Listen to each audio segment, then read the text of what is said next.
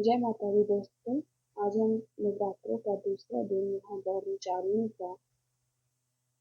माँ ब्रह्मचारिणी का यह स्वरूप कब से जुड़ा हुआ है और उनके इस स्वरूप की पूजा करने वाले में तपस्वी जैसे गुणों की ही वृद्धि होती है।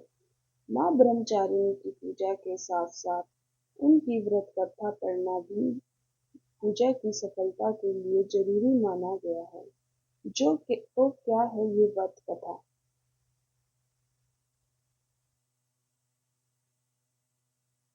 कथा के अनुसार कथा के अनुसार माँ ब्रह्मचारिणी पर्वत राजा हिमालय के घर में पर्वत राजा हिमालय के घर में जन्मी थी।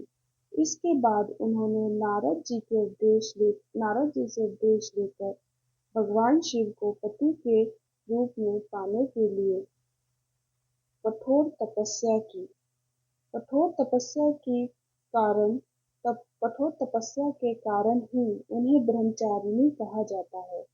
कहा जाता है कि देवी ने अपनी तपस्या से पहले 1000 वर्षों तक केवल फल फूल खाकर बिताए, फिर 100 वर्षों तक केवल जमीन पर रहकर शाख पर निर्वाह किया और इसके बाद उन्होंने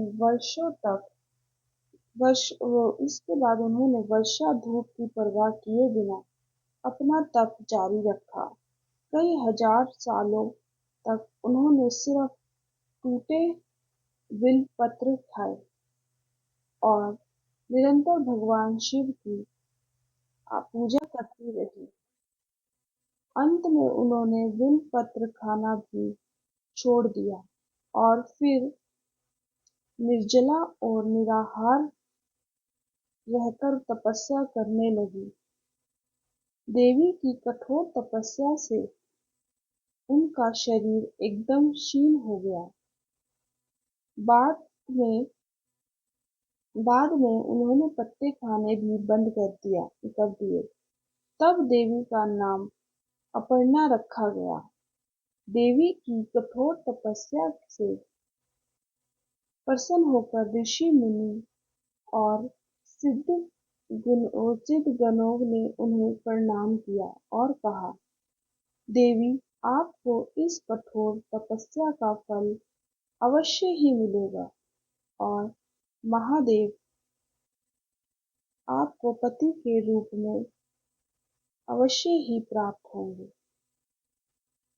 ब्रह्मचारिणी की यह कथा और उनका तप इतना अद्भुत है कि भक्तों को इस कथा को सुनने मात्र से ही उनके सम्मान की तप करने की प्रेरणा और मनोबल प्राप्त होता है।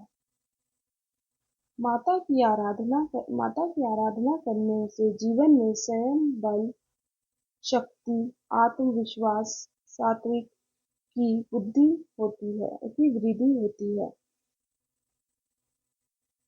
थैंक यू फॉर वॉचिंग दोस्तों। जय माता दी। प्लीज हमारे चैनल को लाइक कीजिए, शेयर कीजिए, सब्सक्राइब कीजिए, कमेंट कीजिए।